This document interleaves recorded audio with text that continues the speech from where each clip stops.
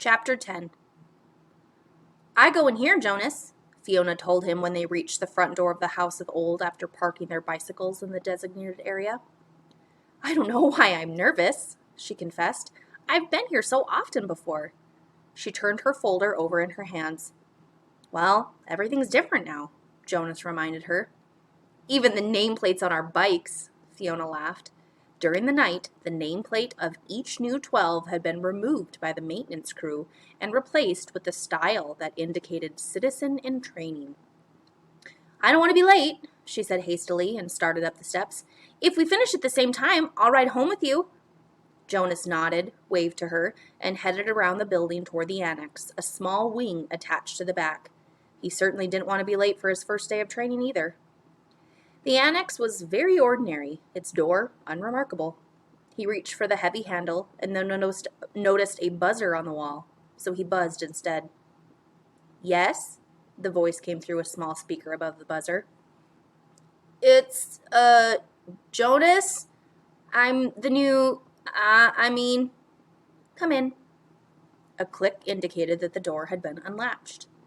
The lobby was very small and contained only a desk at which a female attendant sat working on some papers. She looked up when he entered. Then, to his surprise, she stood. It was a small thing, the standing, but no one had ever stood automatically to acknowledge Jonas's presence before. "Welcome, receiver of memory," she said respectfully. "Oh, please," he replied uncomfortably. "Call me Jonas." She smiled, pushed a button, and he heard a click that unlocked the door to the left. "You may go right on in," she told him. Then she seemed to notice his discomfort and to realize its origin. No doors in the community were locked. Ever. None that Jonas knew of, anyway. "The locks are simply to ensure the receiver's privacy because he needs concentration," she explained. "It would be difficult if citizens wandered in looking for the Department of Bicycle Repair or something." Jonas laughed, relaxing a little. The woman seemed very friendly, and it was true, in fact, if it was a joke throughout the community, that the Department of Bicycle Repair, a very unimportant little office, was really relocated so often that no one ever knew where it was. "There's nothing dangerous in there," she told him. "But," she added, glancing at the wall clock, "he doesn't like to be kept waiting." Jonas hurried through the door and found himself in a comfortably furnished living area. It was not unlike his own family unit's dwelling. Furniture was standard throughout the community, practical, sturdy, the function of each piece clearly defined: a bed for sleeping, a table for eating, a desk for studying. All of those things were in this spacious room, though each was slightly different from those in his own dwelling. The fabrics on the upholstered chairs and sofa were slightly thicker and more luxurious. The table legs were not straight like those at home, but slender and curved, with a small carved decoration at the foot. The bed, in an alcove at the far end of the room, was draped with a splendid cloth embroidered over its entire surface with intricate designs. But the most conspicuous difference was the books. In his own dwelling, there were the necessary reference volumes that each household contained: a dictionary, the thick community volume which contained descriptions of every office, factory, building, and committee, and the Book of Rules, of course. The books in his own dwelling were the only books that Jonas had ever seen. He had never known that other books existed.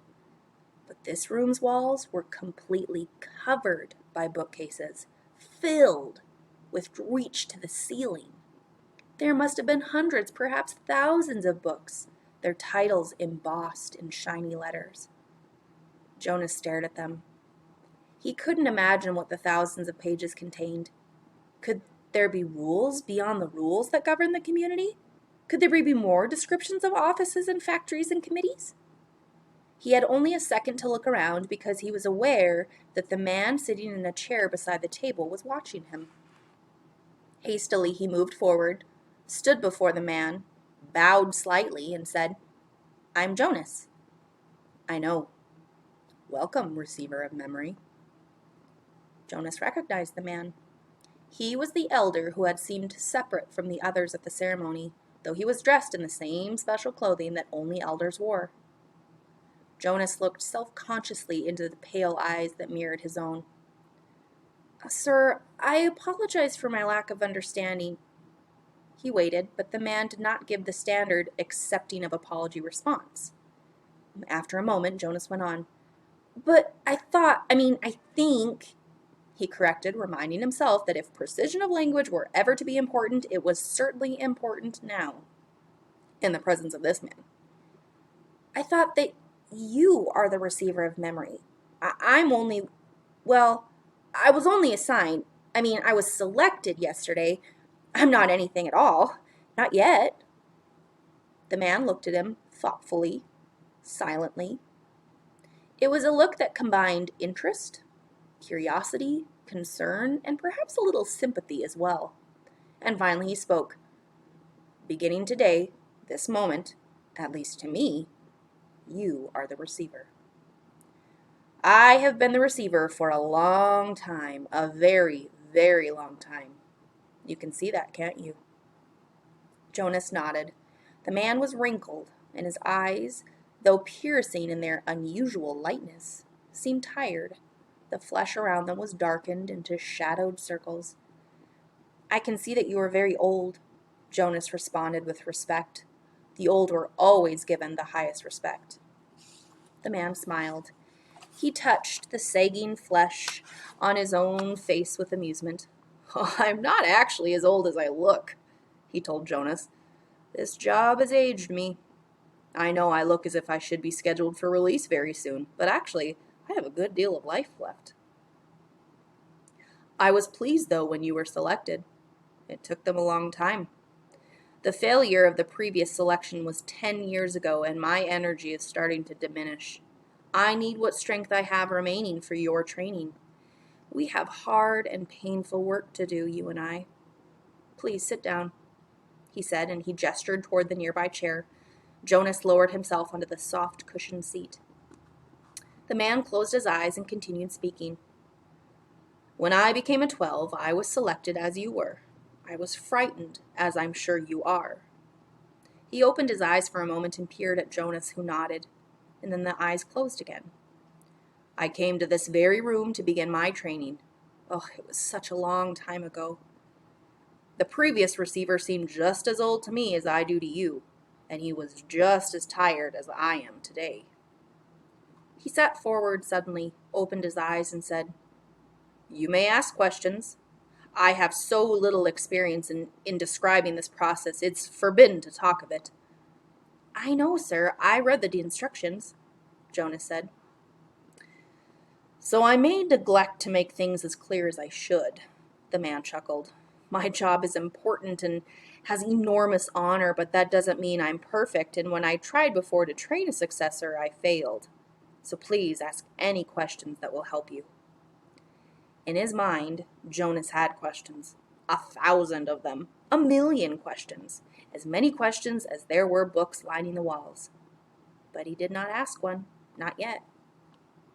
The man sighed, seeming to put his thoughts in order, and then he spoke again. Simply stated, although it's not really simple at all, my job is to transmit to you all the memories I have within me. Memories of the past. Sir, Jonas said tentatively, I would be very interested to hear of the story of your life and to listen to your memories. I apologize for interrupting, he added quickly. The man waved his hand impatiently. No apologies in this room. We don't have time.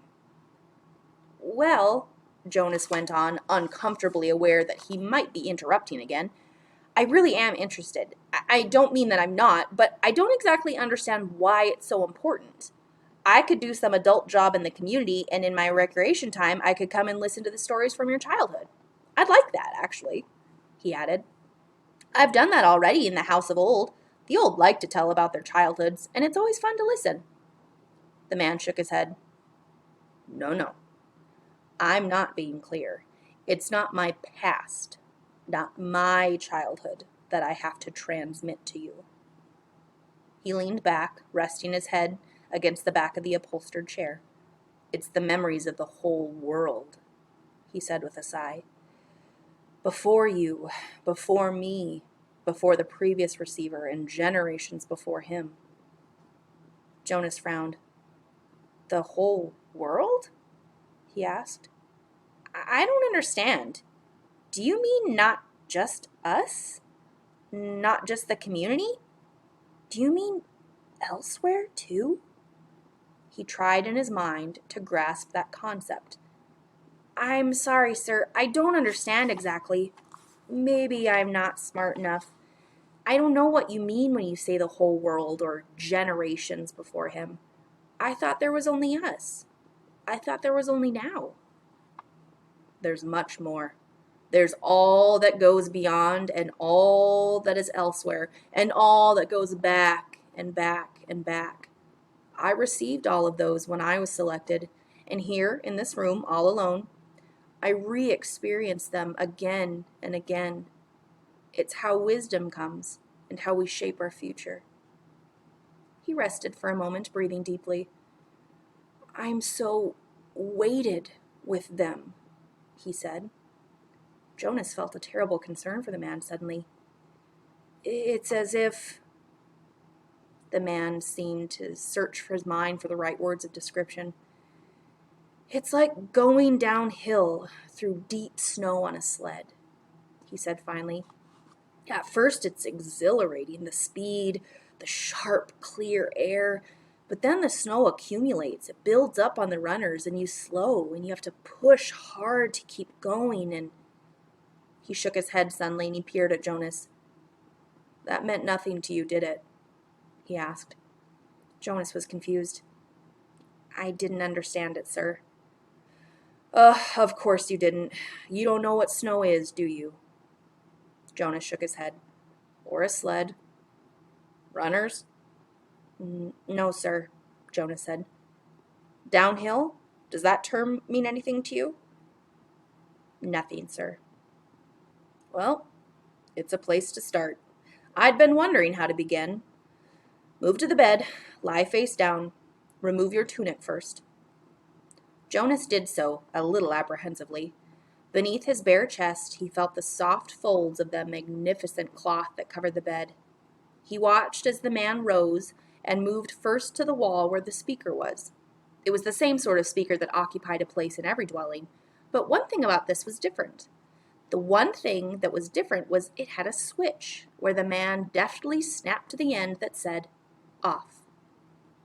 Jonas almost gasped aloud. To have the power to turn the speaker off? Oh, it was an astonishing thing. Then the man moved with surprising quickness to the corner where the bed was. He sat on a chair beside Jonas, who was motionless, waiting for what would happen next. Close your eyes. Relax. This will not be painful. Jonas remembered that he was allowed, that he had even been encouraged to ask questions. What are you going to do, sir? He asked, hoping that his voice didn't betray his nervousness. I am going to transmit the memory of snow, the old man said, and placed his hands on Jonas's bare back.